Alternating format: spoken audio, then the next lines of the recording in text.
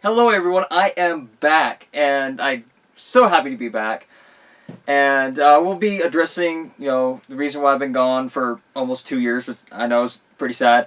But I feel like I have everything set for what I need to do and to really make a huge effort in this channel. But I want to make either a separate video or discuss it in another video at another time. But I figured there'd be no better video to come back than the PS5 unboxing. So, this is probably the biggest Sony box I've ever seen.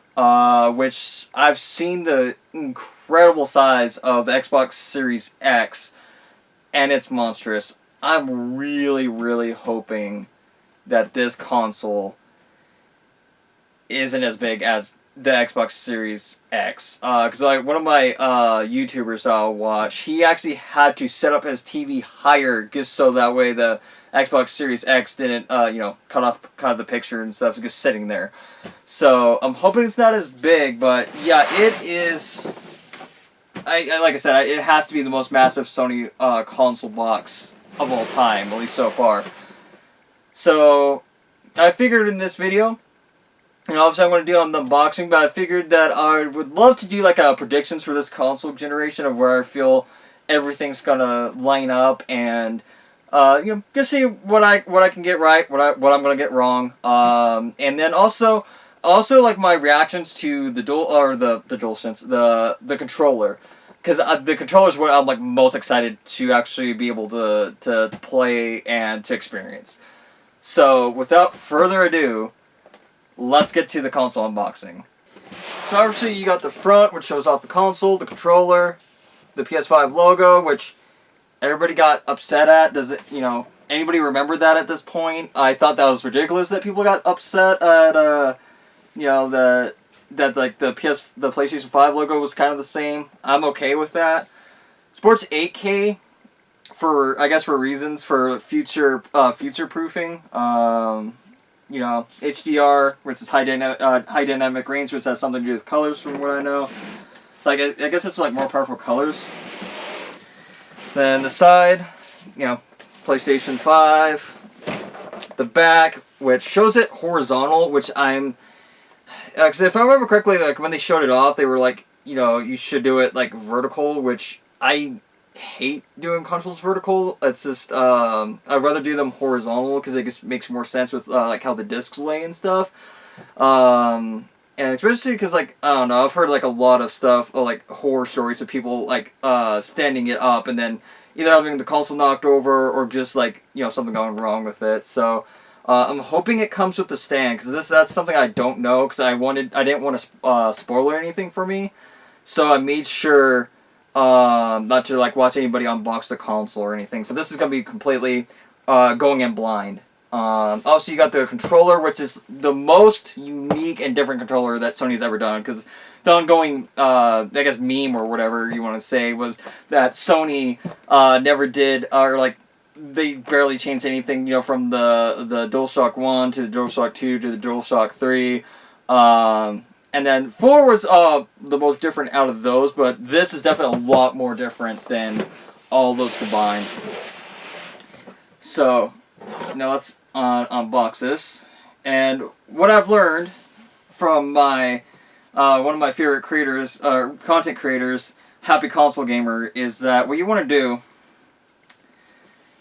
is that you want to cut towards yourself and make sure you do it at eye level.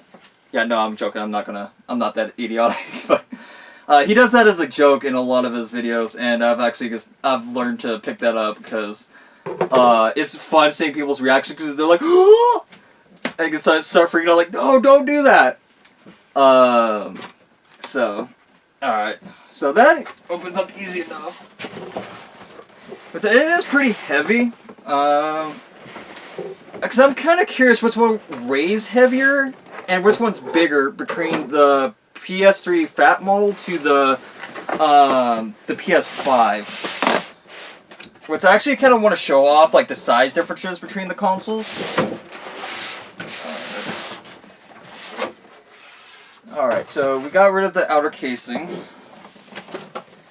And then it has the PlayStation logo, which it sounds stupid, but I'm glad when companies put the logo or something like on the cardboard, because otherwise it feels cheap and everything. At least to me, like I said, it's probably maybe just a weird thing with me. Let me know down in the comments, but to me it's like a little bit of extra effort of like, oh hey, we're gonna dress up the cardboard for you, especially when you pay $500 for a console. You know, might as well give it some fanfare, I guess is how you put it. Is this like a box instead of a box? Oh. I do not know why they did the box instead of another box. Okay, here we go. So we got the power cord, which, yeah, it's the same as PS4. Not the PS4 Pro, but the same as the PS4, the PS4 Slim, the PS3, and the new K or the Super Slim model of the PS3, and the I think certain models of the PS2 I can't remember, and also like PS1. Yeah, I mean you know what in it is, which I'm glad because it makes things universal. Because like some consoles like the fat PS3 use a completely different power plug, so. If you lost it. Oh, there's the controller. There's the beauty. I'll get into this in a second and why I'm so excited for this. Which probably most of you know, but I'll also go over the PS5 quick start guide and the manual, I assume. Which, I mean, does anybody really read them? Well, like the quick start guide, I'm sure people do, but I don't think anybody really reads the manual or anything. And then this seems like a different charger. It looks like a USB-C charger for the controller, which that's a bit different compared to the PS4, that is, at least. Holy, how many compartments is there? Okay, so it does have the stand with it. Let's unwrap that here in a second.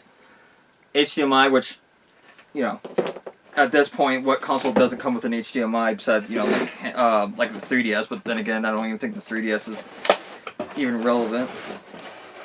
Okay. So we got past that layer of cardboard. So the entire rest of the box just gets the console. Holy crap. That tells me this thing's going to be huge. Which is kind of what I wasn't hoping for, but, you know.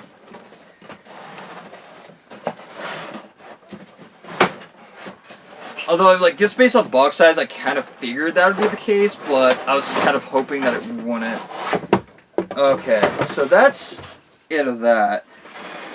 Alright, so I always try to live by the metaphor of save the best for last, which obviously the controller is, or the console is. Alright, so let's take a look at the stand. Right, so it looks weird. It's like a circular style.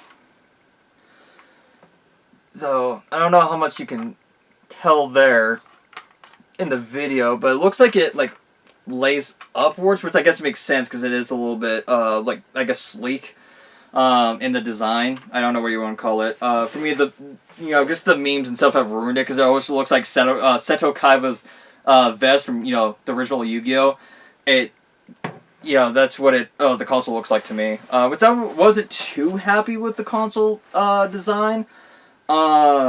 Just because I feel like, because everybody like started making fun of it with the Wi-Fi router, and then you have the Xbox Series X, which, you know, was the refrigerator. So you basically got the refrigerator versus the Wi-Fi router.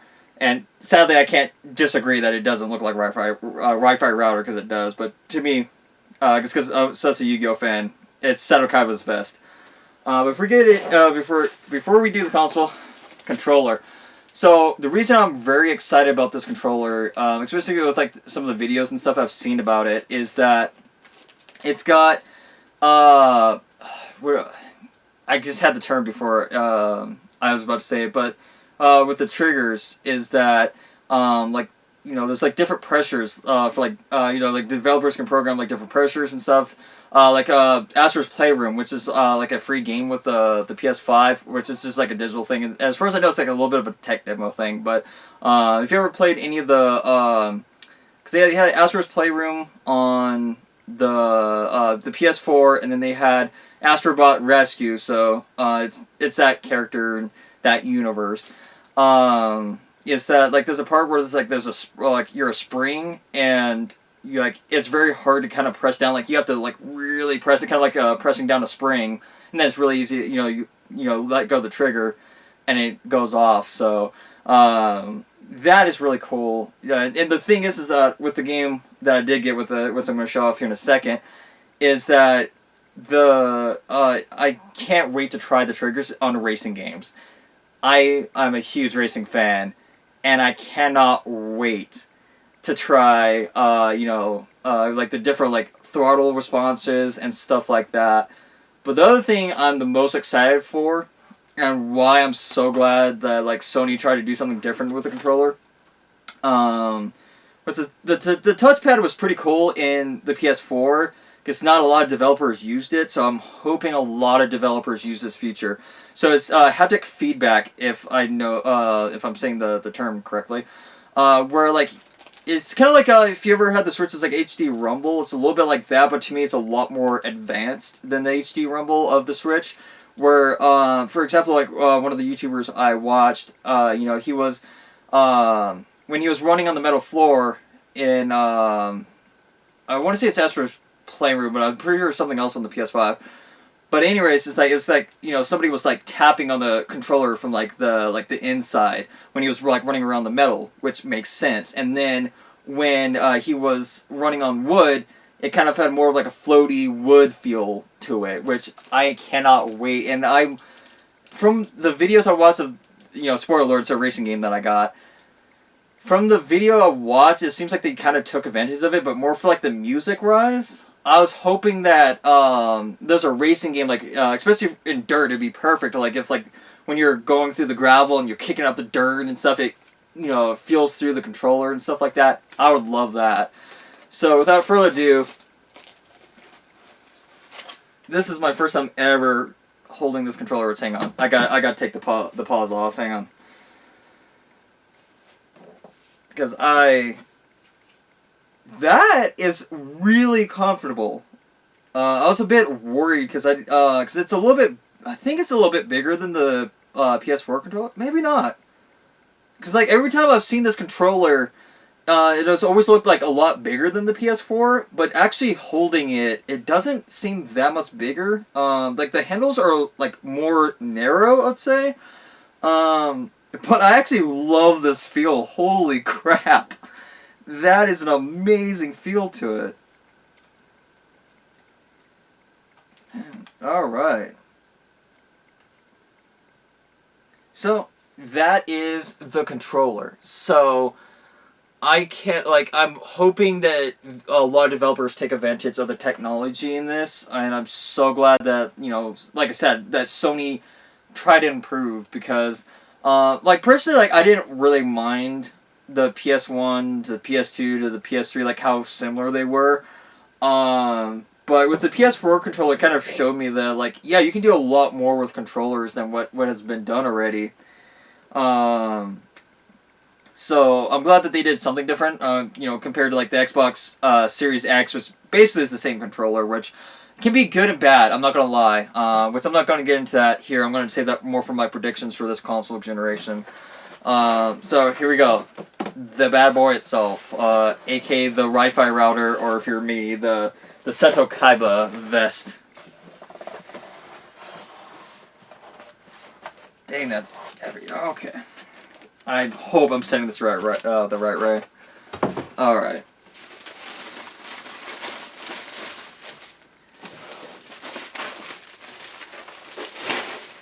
So, you got Starphone. No, that's actually a really sleek design as far as actually seeing it in person. I still wish it wasn't as big, and I kind of wish they would have took the design a little bit more differently. Like I said, I'm still not sold on the huge design here, or the Wi-Fi router design. Because when they showed off the console, I was just like, wait, okay, that's an odd design for a console. So, dang, this thing is tall. This has to be more than a foot tall. I'm imagining. So I'm so glad that they included the stand where you can like do it horizontal, because that's gonna be my preferred way. Although, like I said, I want to say that Sony, like in their when they showed off the design and stuff like that, in that you know, and along with like Ratchet and Clank and Gran Turismo 7 and stuff like that,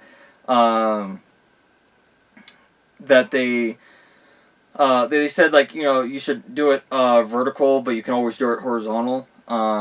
So I'm gonna probably do it horizontal, especially because oh, I don't know, with my TV setup I might be able to get away with the vertical. But like I said, I don't know, I'm gonna have to take a look at my TV setup, but I'm getting into other stuff, so overall not too bad. It's got the vents. Is it? No, it's just kind of like running. Oh, yeah, kind of running all the way through. So, and then let's see. I'm probably gonna be stupid for doing this. But so right there's the disc tray, which is pretty cool. And like, yes, I did get the disc version. For obvious reasons. Especially like me and like most other collectors, if consoles go all digital, then we're out. Because for me, I'm hardcore physical media. You know, which there's advantages to physical and digital, but you know, that's the thing, is like I would rather spend $100 and get both options than to get stuck with one option. Which again, I'll talk about more about that in my predictions video, because I feel like that's gonna play kind of like a huge role. I guess maybe not, because like there's both digital and physical versions of the Xbox and the PlayStation, but I don't know, I just feel that having both options is best. I don't think limiting to one option is the best, especially like, I mean, there's still games on PS3. Like, you can go to the PS3 store right now that the games are still $60. Yet you can find the game used for like $5, $10, stuff like that. So, at least with used games, you know, there's a positive there. But overall, I cannot wait to try this. Like I said, I guess wish that the size was a bit smaller, but you know, if but at the end of the day, the main thing I care about is the games it plays, how well that it plays them, stuff like that. So speaking of games, the game that I decided to get with it, because this comes with the Astro, I want to say it's Playroom, but I know that was what they called it on PS4, unless they also called that for PS5. Which I'm going to correct myself if I get that wrong anyways. So, the game I got was Dirt 5. So I ended up seeing the commercial for this game before I got the console. I ended up trying to pre-order the PS5 version, but I pre-ordered it so late that it wasn't going to come in time for me to do this video. So I ran ahead, got the PS4 version, which also has the free PS5 upgrade, which is ironically, me talking about it, is digital. But in all honesty, it's probably the better way to go, because that way I get the PS4 and the PS5 version. Although it's going to take up more hardware space, or I'm going to have to download more than you know.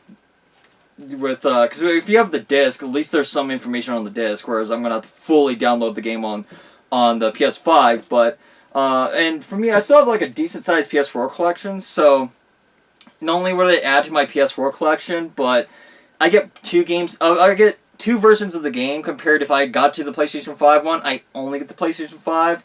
Which I think that, I know it would sound weird, but I think it'd be cool if the PS5 versions also had the PS4 version. I don't know. That's just me. But yeah, so I had to get a racing game because I'm a huge racing fan, and I wanted to try the triggers and also the haptic feedback on a racing game, because I think you could do a lot with that with racing games. So I think that's about it. Hey, sorry about the weird cut here, but I started talking about my predictions for the 9th console generation, and as much as I'm still going to make that video, and as much as I want to talk about my predictions and everything, I try to shoehorn it at the end of my unboxing video, which I learned was not the best, especially because it didn't flow as well as I wanted it to. And also just because of the fact that I also left a few things out that I wanted to talk about. So I'm going to do more of a structured video and make sure I hit all the key points that I wanted to talk about. And make sure the video flows a lot more smoothly. So I'm going to make that its own separate video. So look forward to that. And I'm also, but before that video, I definitely wanted to do kind of like a 2 weeks later or something kind of thing of after having the PS5. I've been taking notes, the goods, the bads. So look forward to that video. I'm planning to hopefully do that sometime in the next week or so. Don't hold me to it because I know I've been very bad about keeping time schedules of my videos and stuff like that. But I definitely want to do that video, and then I want to do my 9th generation video, which I can really make a lot more streamlined and a lot better than trying to shoehorn it at the end of unboxing videos. So I think that's all I want to say at the end here. Besides that, let me know if you like the video or not. Like, subscribe, all that fun stuff that pretty much every YouTuber in existence has said for people to do. Yeah, so I hope you guys like this video, and I hope that you guys like my other PS5 videos that I'm going to be coming out with. But until then, everyone, stay passionate.